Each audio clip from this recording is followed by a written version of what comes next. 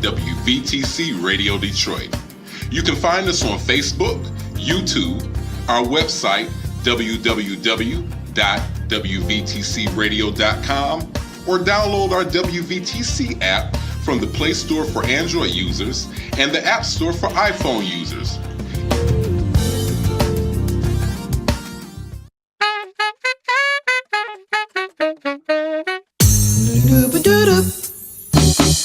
This is Soulful Inspiration. It's your girl, Nikki Jones. This will be an hour to feed your soul with music and laughter, information and inspiration. You're listening to WVTC Detroit. All designed with you in mind. So sit back, relax, and get ready to join the conversation with me, Nikki Jones. Soulful. Soulful Inspiration. Inspirations. Yes, sir.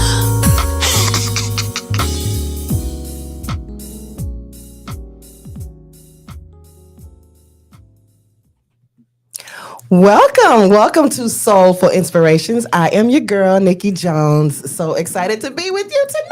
We are back in the studio, and it is a beautiful Tuesday in the neighborhood. Hello, we are finally excited about summer, spring, whatever you want to call it. It is here in Detroit. Y'all know how Detroit weather is. Hello, we are excited to be here tonight. It's a beautiful day, and today we have a wonderful guest with us, and we have some friends in the studio with us tonight. It's going to be a wonderful conversation. You don't want to miss it. You are listening to us on WVTC Detroit, and this is the Stellar Award-winning station, and we are looking forward to the next Stella. Hello, and we are excited about it. Listen, we are talking about church hurt still, okay? We really want to continue this conversation. Why? Because so many people are impacted by church hurt, and we want these people to be healed. We want people to be free from this, and it's just something that we really want to open up in terms of dialogue and making sure that people understand what it is, and making sure people understand that they have options. Listen, you're not responsible for what happened to you, but you are responsible for what you do about it, okay? Your response is your business. Hello. All right, so here to my right, we have the wonderful Tamara Fontaine Hardy. Yes. Hey, honey. Hey. How are you? I'm great. You're great? I'm pretty good. I'm pretty good too. Yeah. You're looking all right, looking refreshed. Yeah, I spent the weekend at the beach. So, something about beach, something about the sand. Get into the microphone. Something about the sand. Yes. It does something to my spirit. Yes, your You know, spirit. That water. Yeah. Time stops when you're sitting on the beach. I think that's beautiful. It does stop and you get relaxed. And because there's no Wi-Fi, you have to put down your phone. Yes. And you have to relax. That's a good thing. So Yes. it was good. It All was right. good for me to All be right. near the water. Yes. Something about that water. Something about that water. About that water. Yes. So I feel good. We also have with us my girl, the wonderful, the beautiful Michelle Johnson. Say hello, honey. Hi. Hello, chillo, How you good people. doing? Hey, y'all. How you doing tonight? I'm doing pretty good. I'm pretty fair for a Tuesday after the holiday. So, yes. yeah, Did I'm you get happy the to be barbecue? here. Well, I ate some. Okay. Well, amen. Praise God. Praise God. So before we introduce our guest on tonight, we're going to play a song. This song is wonderful. I think it's beautiful. It's called Press On, and it's about pressing through. Since we're talking about church hurt, we're talking about pressing through or pressing on towards the mark of the prize of the high calling of God in Christ Jesus. Hallelujah. Yes, Lord. Let's listen to Press On. Just press on. Lord, this just ain't working. I've been faithfully searching, trying to do the right thing, but everything is right seems to keep on leading right back to the same thing. Hold on, all of this complaining just ain't worth it. Even though you're feeling down and worthless, baby, when you're down to nothing, God is up to something. Trusting Him, His will is perfect. Yeah, I just don't understand. What is the reason?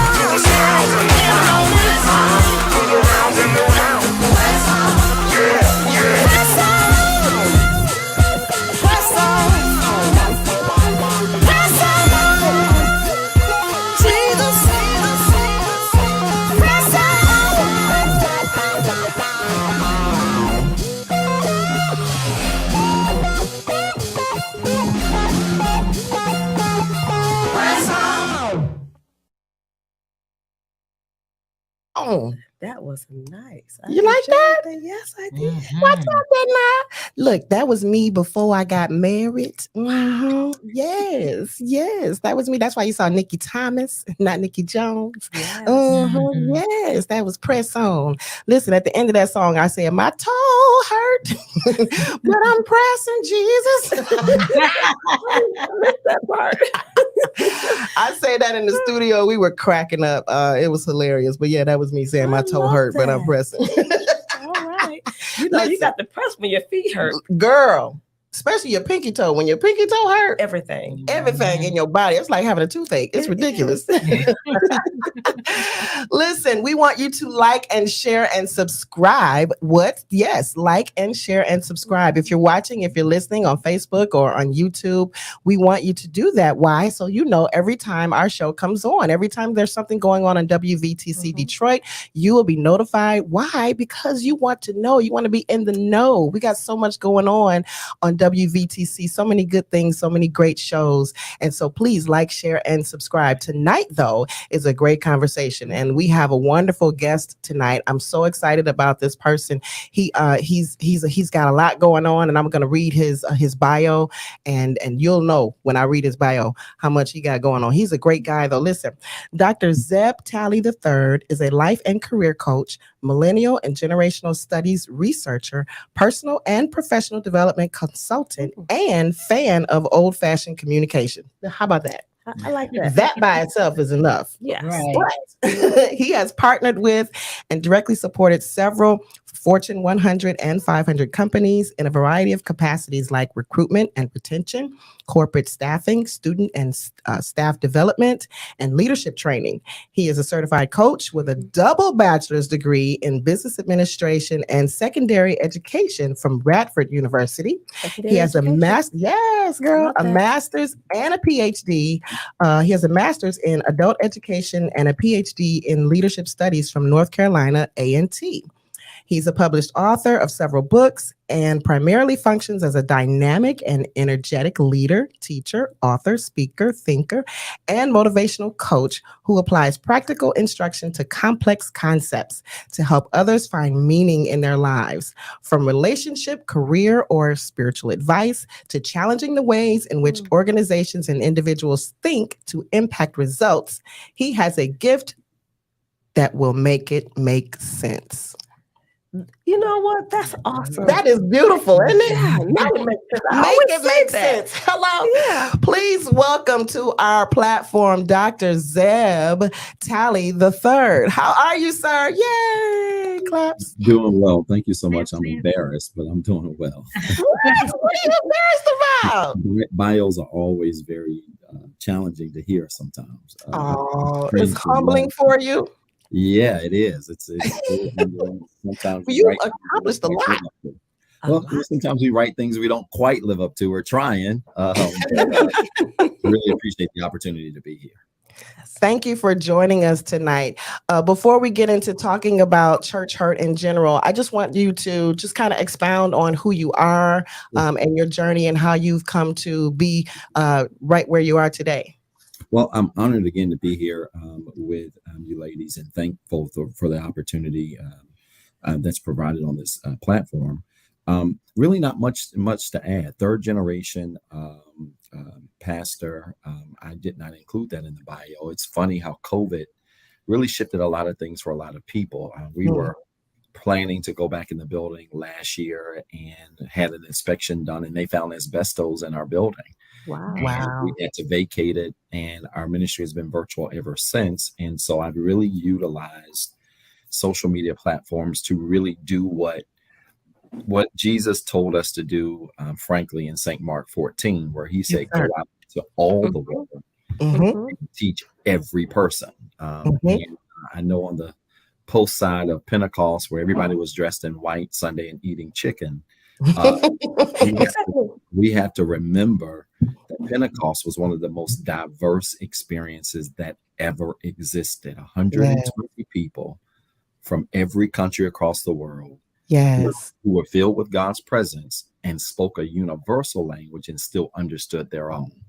And it was really the prescription for how we should go about ministering in this world that we're in today. And so we're still virtual, but have been fortunate to be able to share a very practical message on a variety of different life topics to make people hopefully make sense of their lives and give it some meaning in a spiritual and hopefully a powerful way. So I'm just honored to be here tonight, and just grateful for the opportunity to have this dialogue with you all.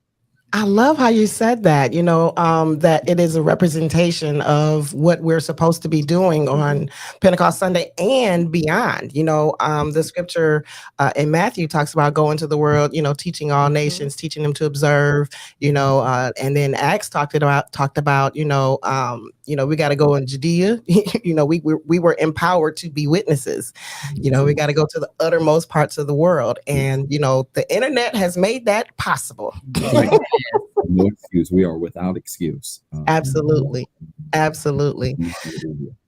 Yeah. So we were talking about church hurt at the last episode of My Sister, Your Sister podcast. And we had so many people talking about why they were, why they don't go to church anymore and things of that nature. And I know you are a life coach, and you have a lot of clients in terms of, personal, professional development. What has been your experience with church hurt in terms of, people who might have, come to you to get over that or to get through it? It's been a gamut of things, to be honest with you. A lot of people, take several approaches. You have people who approach it from the standpoint of what the church did to them. Which tends to be the common thing.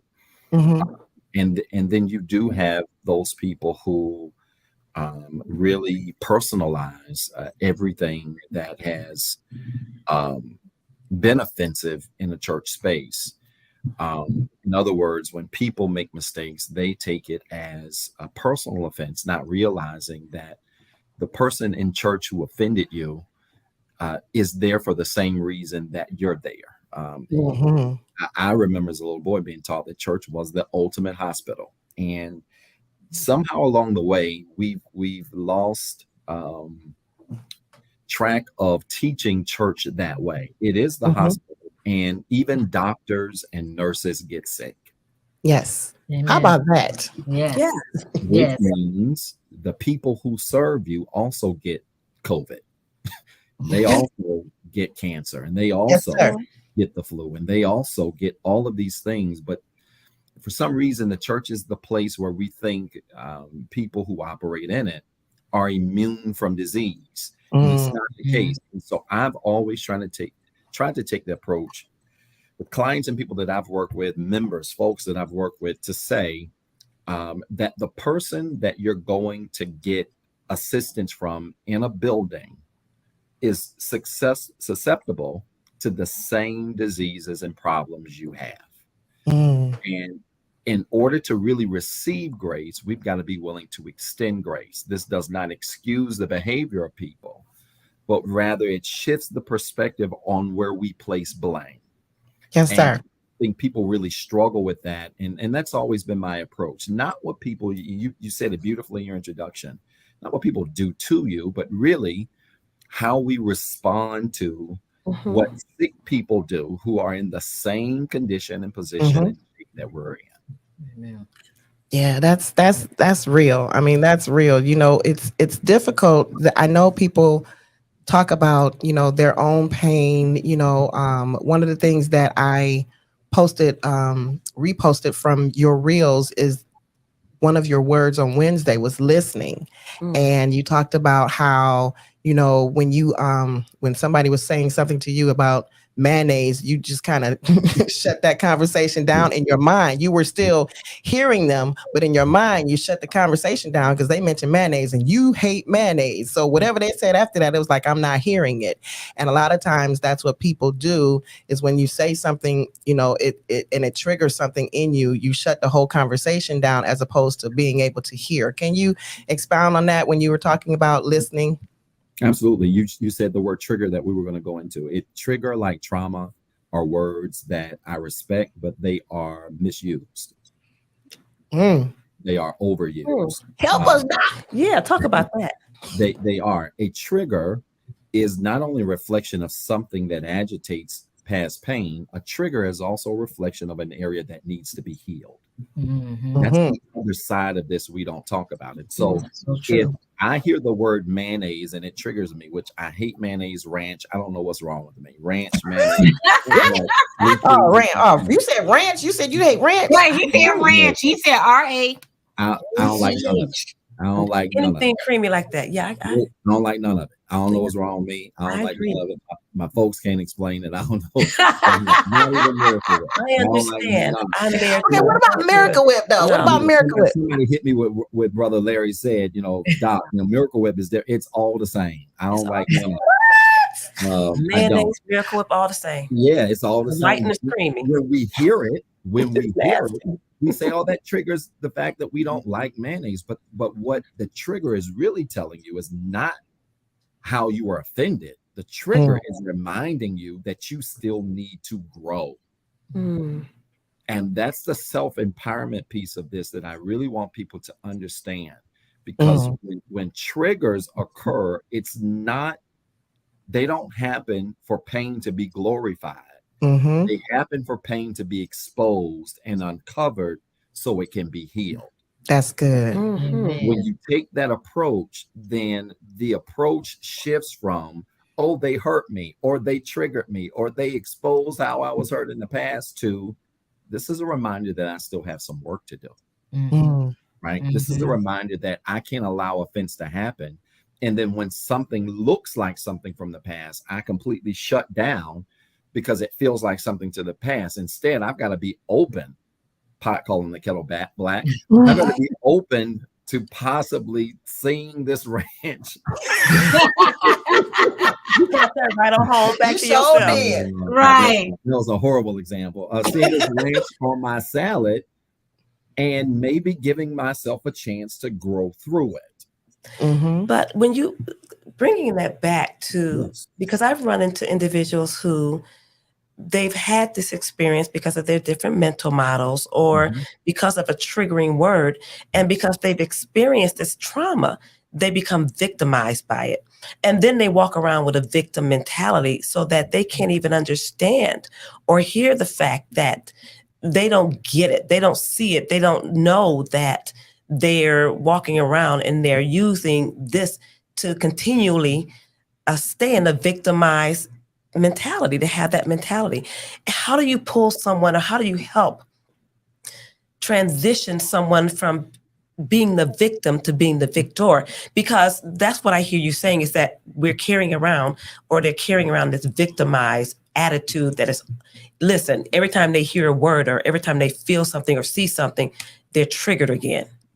No, I think that's a powerful question. I think we need to think about the word victim and ask ourselves, what does that word really mean? Right? So victim is typically a person who's been hurt, who's been killed, maybe been injured, maimed, as a result of either a crime or some other intentional or unintentional act that was caused by somebody else. Victims are people who experience things as the result of somebody else's behavior. So even using the term victim, right? Because I think the way you worded that was beautiful. When we allow ourselves to be victims of trauma, we are saying that we have given the power of offense over to somebody else. You're already operating in a deficit. And Of your own power. Absolutely, because long before we dive into and work through what someone did to you, we've got to understand why we have given people that much power. That's And good. church is one of those places where we tend to give away power. Exactly. When people don't speak to us, it throws us off for the rest of the service. When people say something to offend us, the usher, which ushers can either be really nice or really mean, depending on where you go to church. Listen. Ushers do whatever to offend us, then we really wear that on us. But we got to ask ourselves, what's more offensive?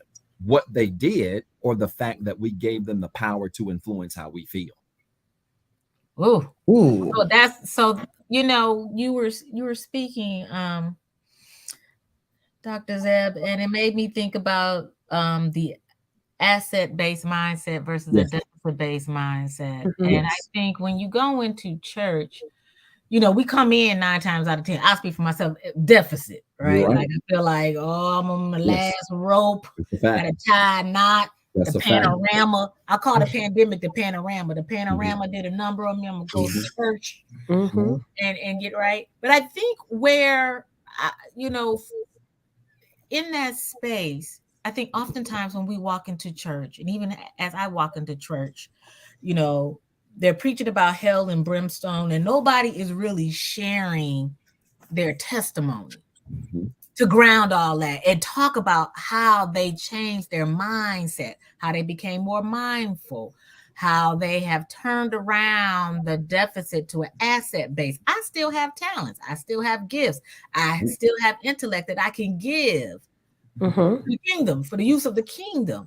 And I think sometimes that gets lost in all of the religion of things, right? Like the ceremonial stuff, you got to go complete this, you got to go do that, you got to do the fasting, you got to do all this stuff, which is good. I'm not doubting that is good, but I don't think we get to the quick enough of how do we prepare you for mindfulness? How do we get you to change your, as Tamara said, your mental mindset to be more asset based so you can lean into your strengths as you go through your walk in this journey? Mm-hmm. That's good. I love that. I love that so much. You saw me looking for something to write with because I had a thought and I did not want to lose it. I had a thought and you nailed it. I think the deficit versus asset mindset is critical. And I'll be even more specific.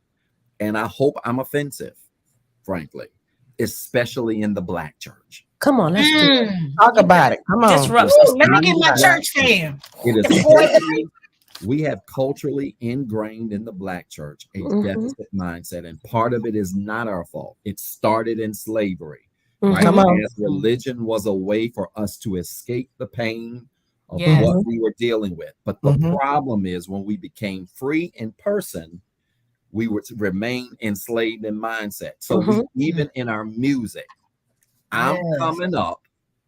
Come on the rough side. Of the mountain. Come on. Doing my best. I'm doing my best to make it in. Just to make it in. And we shout over that and fall over it as if coming up on the rough side of the mountain is a badge of honor. Right. It's not. Come on. It is ingrained in our music. It is ingrained in our approach to ministry.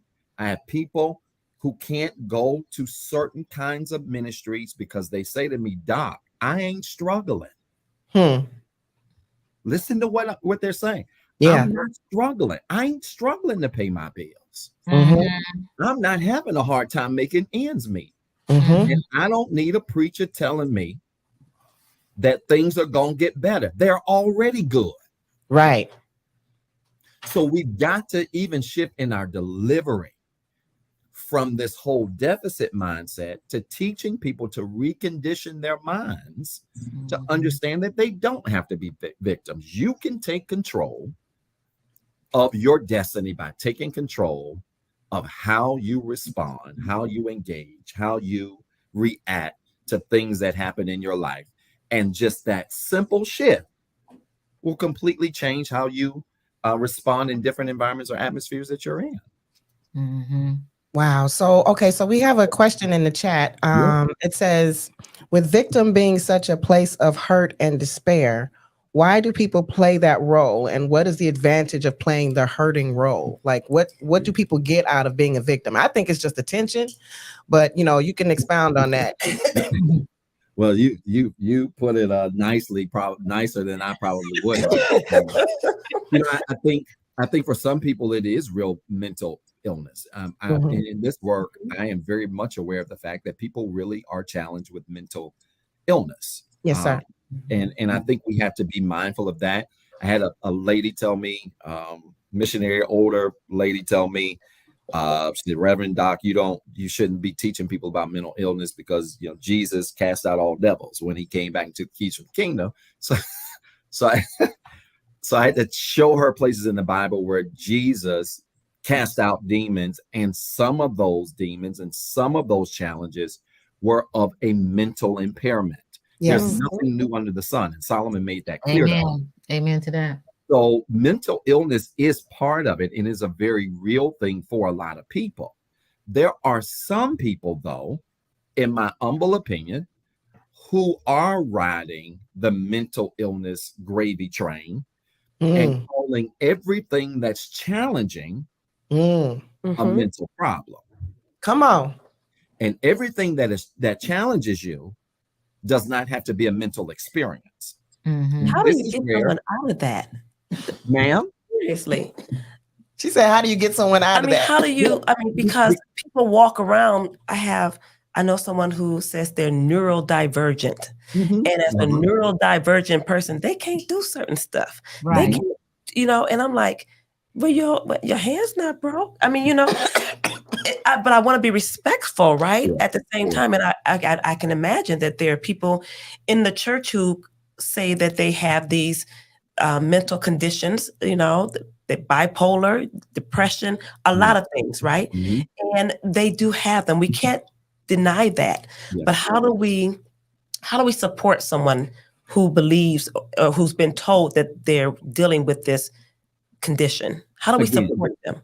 I think that's amazing. Again, people really are diagnosed with these things, and this discussion could go so far left. I talked with several clients this week, one of which has been medically diagnosed with ADHD and depression, and we had a very serious conversation about medication. My father, Dr. Zeb Jr., is a school superintendent of a school in Martinsville, Virginia. He is the first African-American superintendent of that system, Phi Theta Kappa. He made 1B in college, one of the smartest people I know. All right now. He and I had this conversation a lot because as a school superintendent with well over 40 years of experience in education, one of the things we really agree on is the misuse of medication, especially on young people when it comes to mental diseases.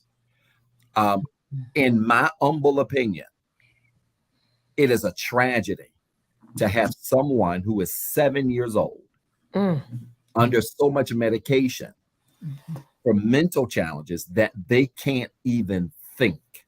They're sitting in class, they're stone-faced, they're stonewalled, all because they've been diagnosed with a mental disease. Well, my client did something that was powerful. She had a second opinion. She was diagnosed, had a second opinion, and come to find out that the second therapist was much more thorough and said to her, no, I'm glad you had a second opinion. I wouldn't diagnose you with that, and nor would I give you medication.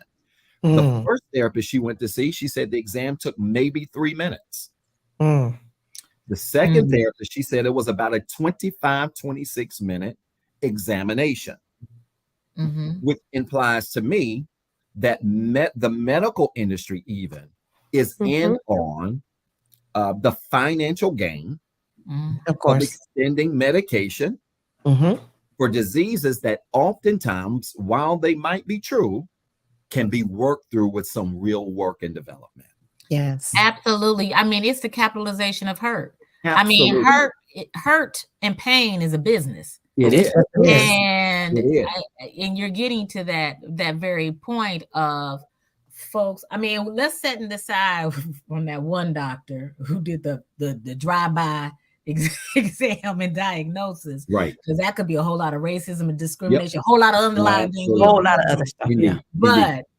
but the capitalization of hurt and pain and hurt being an opportunity to have capital gain. But I think I would like for you to expound on, Dr. Zeb, is how do you frame a conversation with those who are opposed to this very point that we're making?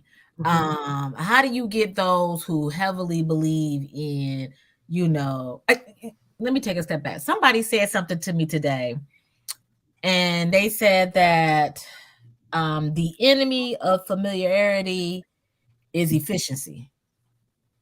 And I was thinking about that. And so when you were talking, I was like, this is all about the efficiency of things, not necessarily because healing work, journey work, that's continual work. People are looking for the quick Fix. the easy, the efficiency. So when you talk about folks when you talk or encounter people who want the quick and the ready, how do you get them to ponder? Because you have to ponder and stop some of this to allow yourself to breathe, to work through this. How do you pull them through that to get them to understand that your efficiency is not going to get you to your goal, and it's certainly not going to get you to the journey you want? No, I love that. I think I try to remind them that most of us are victims of today's time. So my PhD research deals with the generation. So millennials, Gen Zs, all of that stuff in the context of leadership identity formation, things like that. And one of the things that we know to be true is that millennials, Gen Zs, boomers, X's, lost generation, none of these generations think the same. None of them have come through the same time, period of time. And none of them have the same identical challenges. This generation, unlike any other, has access to more information. Absolutely. Information overload, technology overload. That is a blessing and a curse. They can order dinner from their phone. They also can't sit at a table and have a conversation. It is, you fix one problem, you remind us that we still have others, right? Yes. So I try to get this generation, because, and I'll even go further to say this, it's not just an age thing too. I have clients that are considerably older than me, and they struggle even with technology and the challenges that technology in today's time brings about in terms of wanting quick fixes. Hey, they book a session, doc, I need you to help me fix this problem, and I need you to do it in 60 minutes. And that mentality is connected to the day and time that we're in. And what I attempt to do is remind them of how problems were solved 40, 50, 60 years ago. Wow. My grandmother had something called an old oven.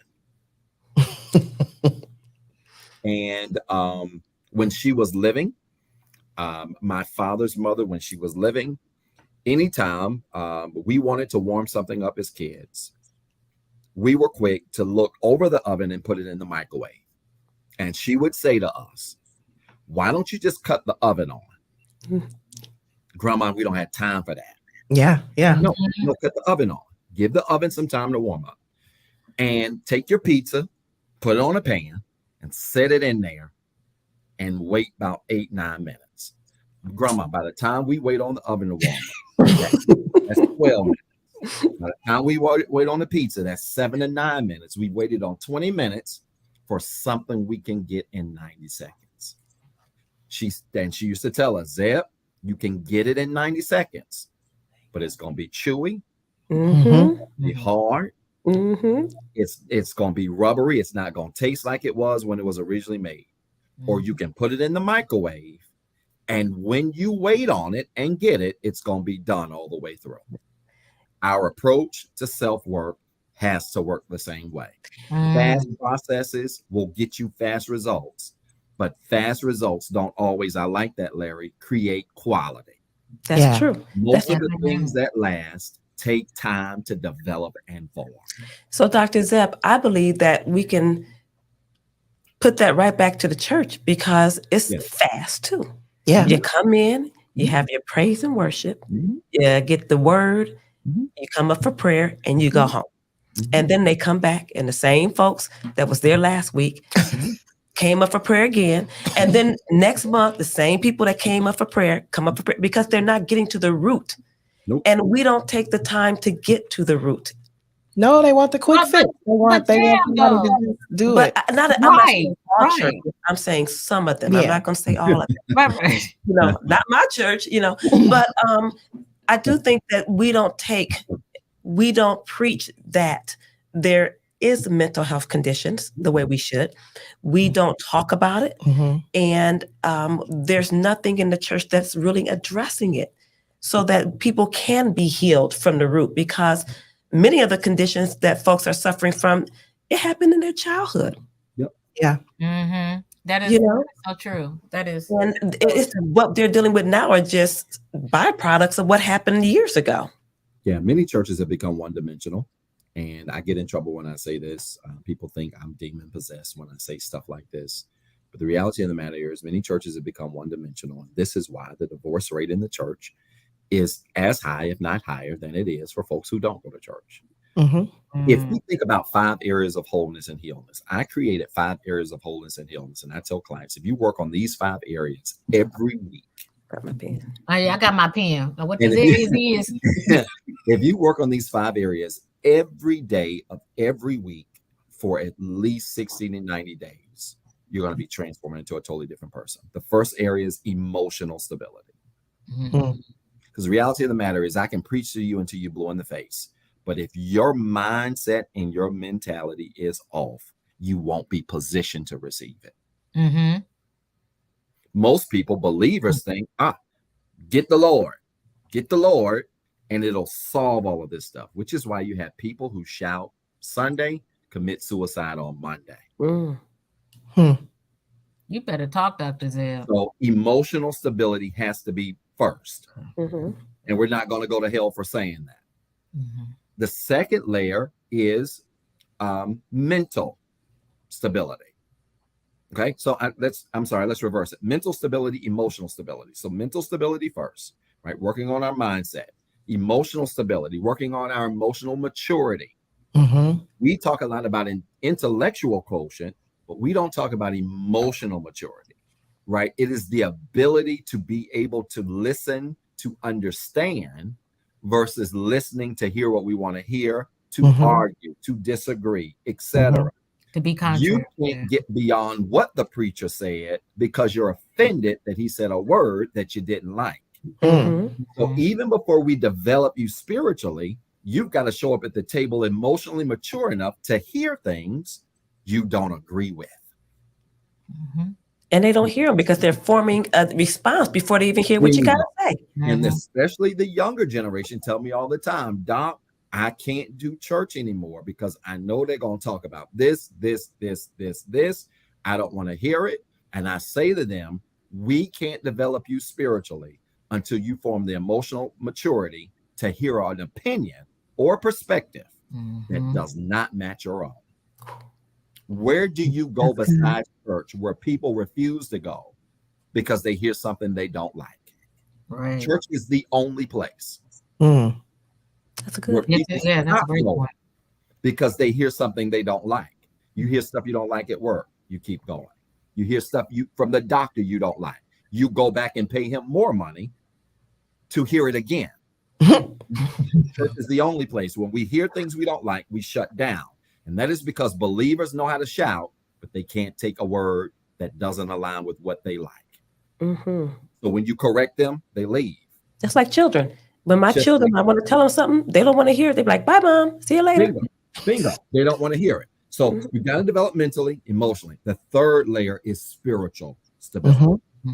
Right? So when we've gotten your mind and your emotions settled, we need to work on your spiritual stability, right? That's obvious for all of us. The fourth thing is physical stability. Oh, Lord. Watch this, because we are great at church.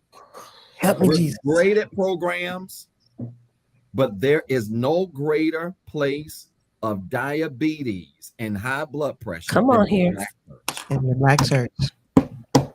And I can't figure out for the life of me how we got enough God to tell people to stop drinking, smoking, and having sex, and we don't have the same amount of self-control to put down a piece of fried chicken when you're already on blood pressure medication. Listen, we had we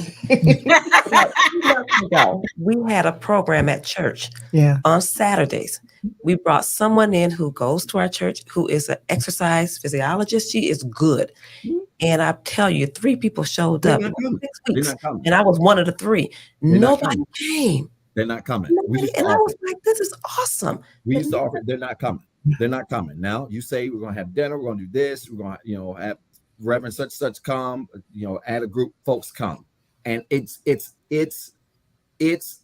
appalling to me that we see everything spiritual development and spiritual growth related, the critical nature of all of that stuff, but we don't see how critical our physical well-being is.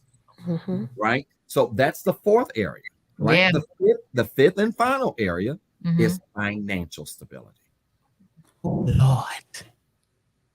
And I'm not just talking about paying your tithes. I'm talking Yes, about sir. paying your bills. Ain't no Right deal. on. Come on. With an 'Cause isn't S. it funny? Isn't it funny how at a lot of our churches you see sharp? I was watching, looking at Instagram. Not a lot of nice outfits. I love it. I heart them. I love to see us dressed. Nobody dress like us. Nobody Right. dress like us. But the problem I have is this. Shouldn't be wearing your savings account. If you can dress however you want to, but if you pay $1,900 for a pair of Gucci shoes, you ought to have 19 in savings to match it. Absolutely. You should have Yeah. Yes. you should have 3 times. I got Gucci. I have Gucci, but I got it also in my bank account. Exactly. That's called That's a financial stability. And we don't teach this stuff. So let's walk through them. Mental, emotional, spiritual, physical, financial. What does the church focus on? Number 3. Number 3. Mhm. Spiritual. Some financial every now and then. We don't like to exercise unless it's a praise break. Throw number 4 out. We barely Get a touch on praise break. number 1. We barely touch on number 1 mental and number 2 emotional. So you have a lot of people, believers, who are strong spiritually. Yeah. Mhm. They don't have the communication skills to be able to work through an argument with their spouse. Yeah. Yeah. And that's why we have church hurt, because people are coming in, as Michelle said in the beginning, with all of this Yeah. impacted in them. Yeah. And then they're expecting that a 2-hour service is going to free them, which it can. God can touch anybody. Let's be clear. Oh, And yeah. he can deliver you immediately. Yes, But he can. everybody's not getting immediate deliverance. Well, even But after God has delivered you, you Just still work. got to do the work. You to gotta make do it. the work. You But got to maintain it. If God heals you, you get a good report, and you go back, and the doctor say, "Okay, we don't have to get you on these diabetic pills now. You can come off the insulin." What good is it if you start come eating off sugar? the insulin and then you go right back to eating fried food and eating everything that turns into glucose and you know what? all your arteries. Yep. Say what, Michelle? First of all, I said no. You didn't say glucose. But you know what?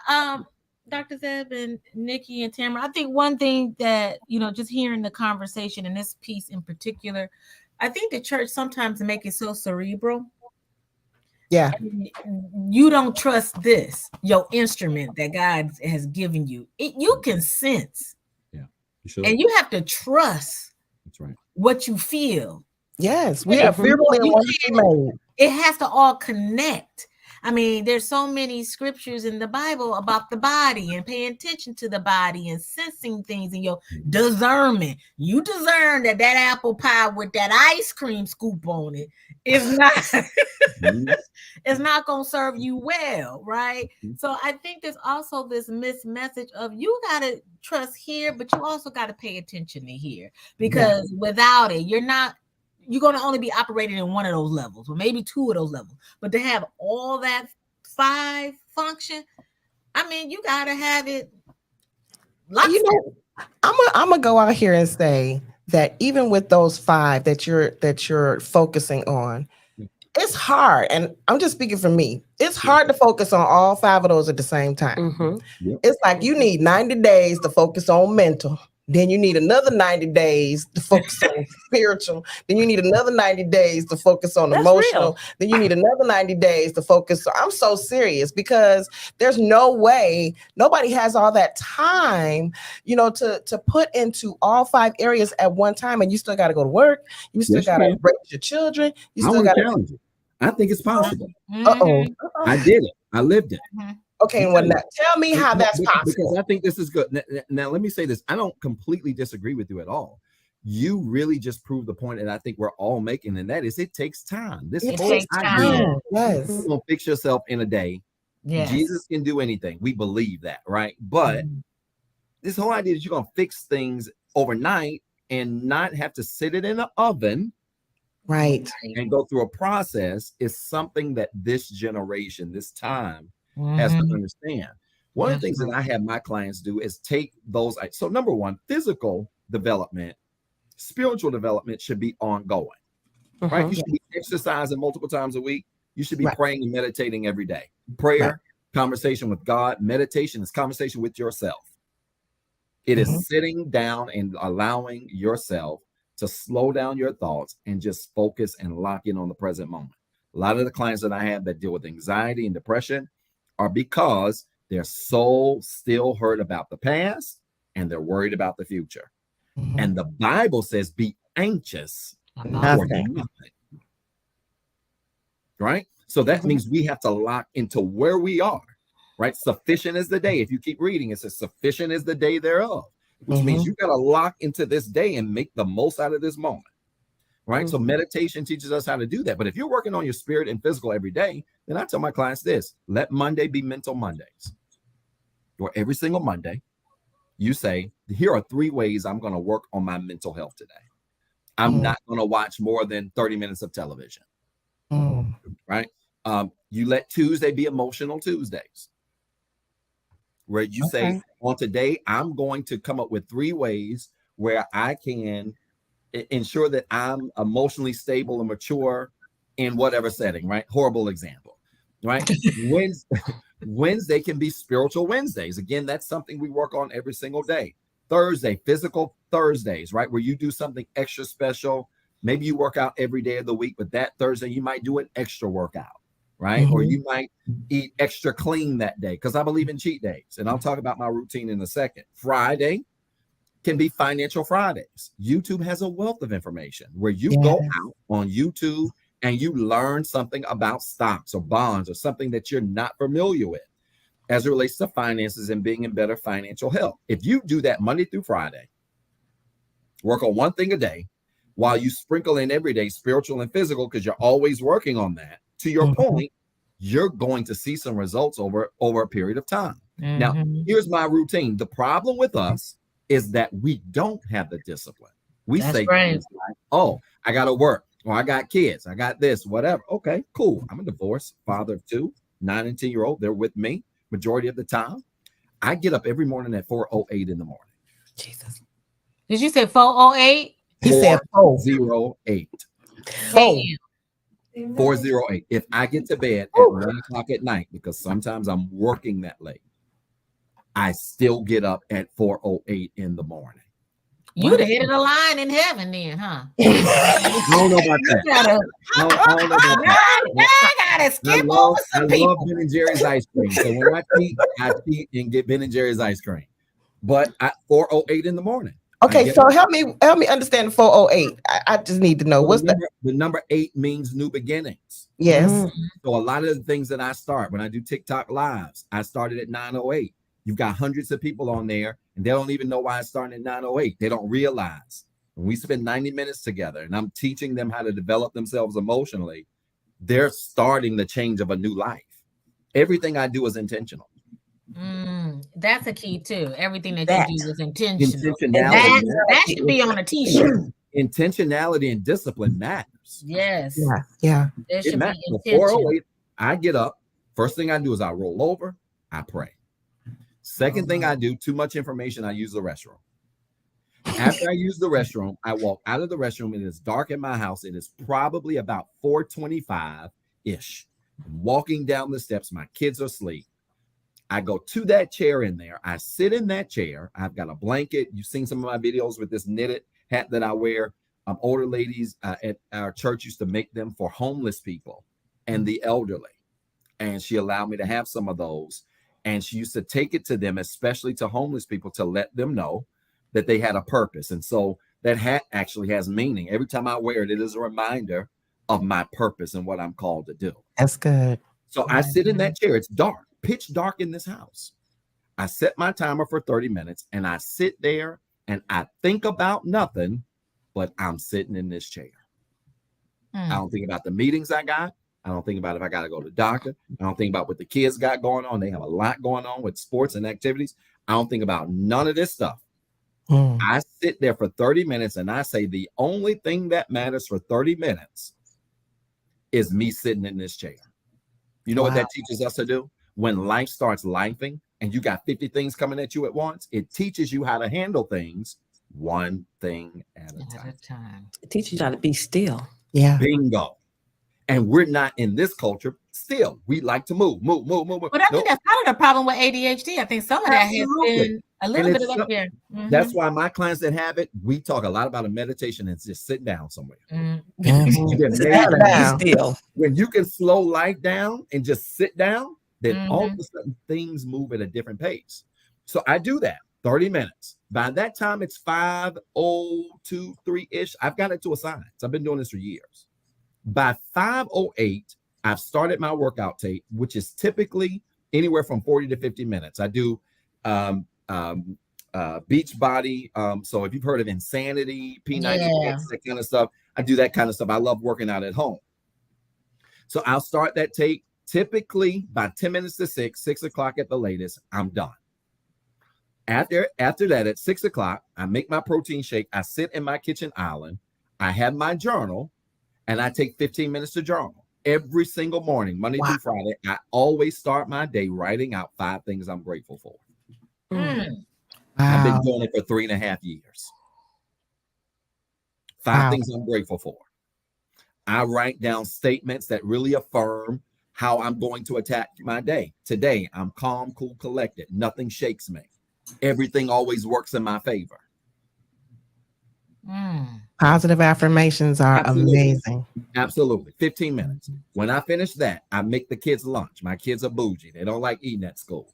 So I make their lunch. Some days they get gourmet salads. They eat better than I do. They get gourmet salad, make their stuff. By that time, no ranch. It's probably about no ranch. No, ain't no ranch in this house. By 6:40-ish, I'm done. I go upstairs. They have their alarm set. They're 9 and 10. They'll set their alarms for 7 o'clock. I jump in the shower and I take a cold shower. Now, there's some science and research behind cold trying to keep wrinkles away, huh? That's the cold shower will help you with as young brain as cells. I look. This is why I look as young as I look.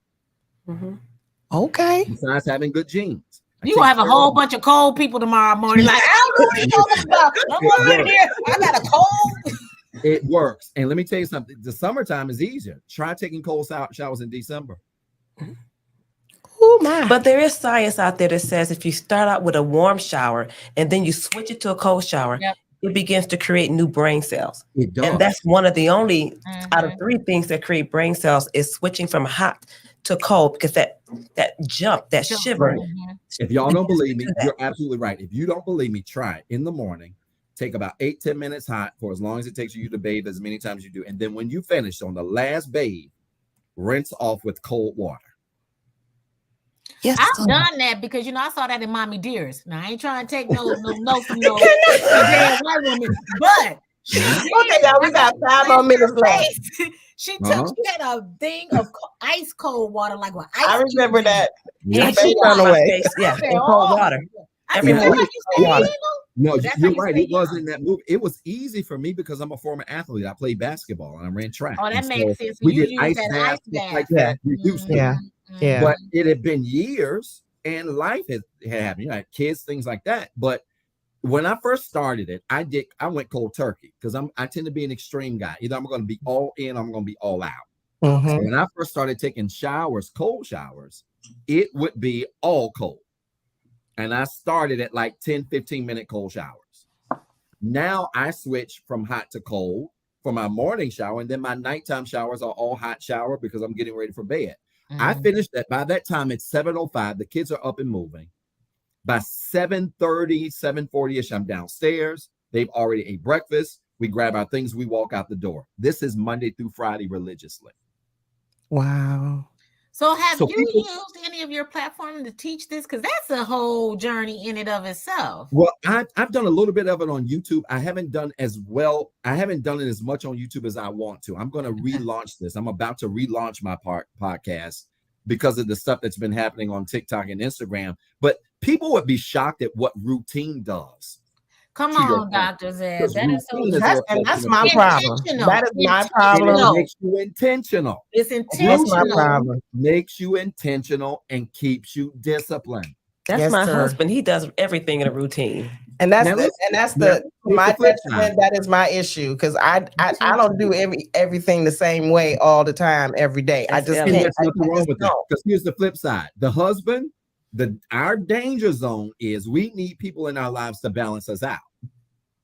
Because you can be so routine that you want to do everything routine. That's And if my it's husband, and unstructured, I'm it all over the bothers place. you. So Yeah, yeah, you I don't want to balance it. be too extreme with that to not There allow you go. some There you go. spontaneity because we That's are right. human, right? You don't want That's to right.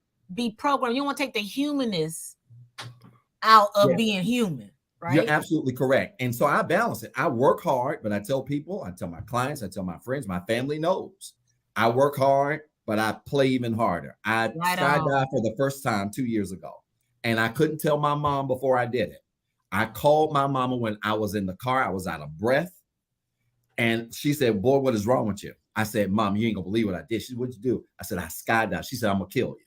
Well, you can't, because I survived, 20,000 feet. I skydive when I vacation, when I go out of the country, when I'm relaxing. I play as hard as I work because That's it keeps good. me Got balanced. balance. Oh Lord, Dr. Zeb, been listen. so We need like a part 3 with just Dr. Zeb coming back. Like, we gotta break some of this down, boy. Yeah, it was good. I'm telling you. We do. I hate that we're out of time. Listen, I want to definitely invite you back. I want you to come back Yeah. to have another conversation, to continue Yes. this conversation. Yeah. We are the third Tuesday is when we have My Sister, Your Sister podcast. Mhm. So if you can look, we're gonna put you down. Okay.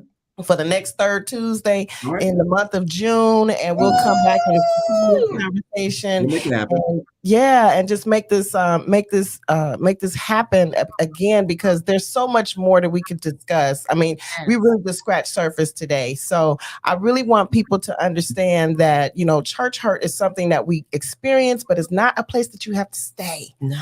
You don't have to stay there. Your healing is your responsibility. And you have to do those things that are necessary for you to be healed and to maintain that healing and to go on to wholeness. It's not something that we have to stay in. And so I really, really appreciate you for being with us today. It's been so enlightening. So I didn't take notes, but I know everybody else took Listen. notes. Oh yeah, Jackie, it's I full took of the notes. notes, and I'm gonna try this Monday, Tuesday, Wednesday, Thursday, Yeah, Friday. I'm gonna give it a we shot. Talk again. I might do one Monday, I'm gonna be Wednesday, able and to tell you Friday. something. I'm just Now, gonna see, that's not you intentionally doing it 3 days out of the week. I'm just gonna do Monday, Wednesday, and Friday, and then I'm gonna Start somewhere, but that's start important. somewhere. You gotta start somewhere. I'm being real about me. Let me start You with did Monday, give up Wednesday, and Fruit Friday. Loops, so I I'm love not it. fooling with you. You did give up Fruit Loops, so I'm challenged, but I'm gonna go something. I'm gonna do something and finish it. I told myself that the month of June is my birthday month, and that I wanted to do something personal in terms of my own personal growth. I want to make a focus in the month of June. So, I want you to try ranch. Okay, I need you to know. They got an avocado ranch. They got an avocado ranch. I love avocado. A lady at my church tricked me one time. She made this Alfredo sauce. I don't like Alfredo sauce either. And she made this dish, but the Alfredo sauce wasn't white. It was kind of like a really, really, really dark beige. And she said, "Yeah, Pastor, that's cheese." So I ate it, and it was okay. She told me after it was Alfredo, and I could have strangled her. I was so mad. And that is the You're not healed. You're not healed from that trauma. I'm not healed at all. Not at all. We have enjoyed having you today, and definitely we want to have you back. Put it on your calendar right now for the third Tuesday of June, and we will definitely bring you back on to continue this conversation. We love you, audience. We want you to know that God is still in control, and you are and He's good. And we want you to know that you can be healed and you can maintain your healing. All you have to do is do the Monday, Wednesday, Monday, Tuesday, Wednesday, Friday. So as Dr. Zeb would say, well, you know what? I'll let you close it out. You say what you say, and then I'll let it be You got closed. 2 jobs. Be better today than what you were yesterday. Don't forget what I told you. All right, There now, you thank go. you so much. We love you, go. and we will see you later. Thank you. Awesome. Thank you. You've been listening to Soulful Inspiration. We're so glad you hung out with us today. We're here every Tuesday at 8 p.m. on WVTC Detroit. If you'd like to partner with us or sponsor a show with your business, send us an email at tntsoulllc@gmail.com, or you can call us at 313-570-8280. I'm your girl, Nikki Jones. The views and opinions expressed on the previous broadcast are those of the authors and do not necessarily reflect the official policy or position of WVTC Radio Detroit, its advertisers, or affiliates. Here's just one of the fine programs right here on WVTC Detroit.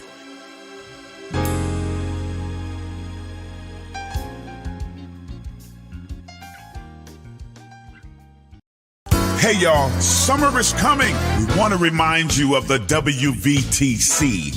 Wash your hands. Stay updated on your vaccinations. If you got a temperature, get a COVID test and cover your cough. We're on a mission, so don't let COVID stop you.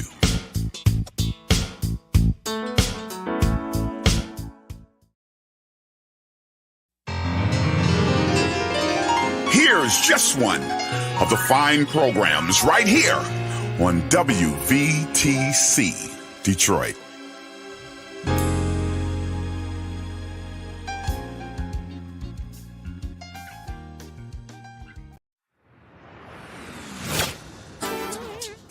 We are WVTC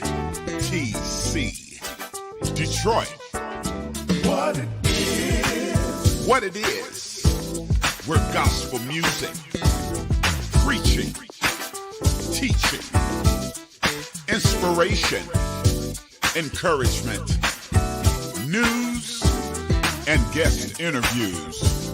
We are what it is. WVTC. We're winning victories. What it is. Through Christ. WVTC Detroit. All up in the community. That's who we are. What it is.